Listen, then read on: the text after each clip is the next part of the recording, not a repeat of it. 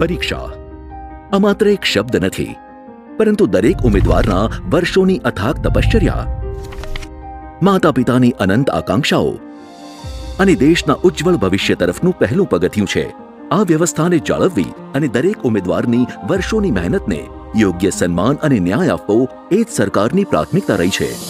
અને એટલે જ માનનીય પ્રધાનમંત્રી શ્રી નરેન્દ્રભાઈ મોદીજીના માર્ગદર્શન હેઠળ કેન્દ્ર સરકારે યુવા પેઢીના ભવિષ્ય સાથે ચેડા કરનારા અસામાજિક તત્વો સામે અપનાવ્યું છે પેપર લીક અને ગેરરીતિ સામે ઝીરો ટોલરન્સનું આકરું વલણ, જે અંતર્ગત જાહેર પરીક્ષાઓમાં પારદર્શિતા સુનિશ્ચિત કરવા અને ગેરરીતિઓ અટકાવવા માટે પબ્લિક એક્ઝામિનેશન્સ એમેન્ડમેન્ટ વિધેયકને સંસદીય મંજૂરી પ્રાપ્ત થઈ છે.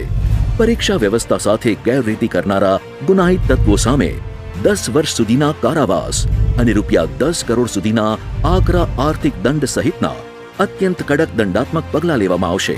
તેમજ ઝડપી અને નિષ્પક્ષ ન્યાય સુનિશ્ચિત કરવા સ્પેશિયલ ફાસ્ટ ટ્રેક કોર્ટ શરૂ કરાશે, જે માત્ર 3 મહિનામાં જ સુનાવણી કરશે.